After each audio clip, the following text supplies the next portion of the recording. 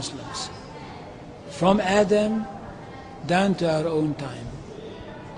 So if the Jews or the Christians are demanding something and basing it on the fact that there was a king called Solomon, or a king called David, or a prophet called Moses, or Jesus, then of course what they are doing, they are saying something which is not true, or in fact they don't know that all these figures were basically Muslim figures. They were, in fact, since the creation of the world there is only one religion, and this is the religion of Islam. So if anybody says, look, there is a place which is connected with Solomon, and that's the place where the Temple of Solomon stood, a true Muslim would tell you, yes, absolutely right, but don't forget that Solomon was a Muslim, and David was a Muslim, and Abraham was a Muslim, and Isaac was a Muslim, and Jesus was a Muslim.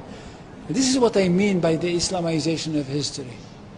And you can understand that through Islamization of history, you've got Islamization of geography. Anywhere which was connected with these people, or with these prophets, which were all Muslims, becomes a Muslim territory. And therefore, when Islam was not in that area before Muhammad came to it, but it should have been there. In that area, I mean in the Middle East or other parts outside the Middle East, which are now Muslim parts, any place like this had to be freed, not to be conquered, had to be liberated. So Islam appeared in history in the time of Muhammad, or reappeared in history from their point of view, reappeared in history as a liberator.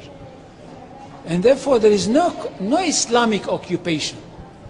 If somebody occupied anything, it would be always somebody else, not the Muslims. So there is no Islamic occupation, there is only Islamic liberation. So there is no Islamic occupation, there is only Islamic liberation.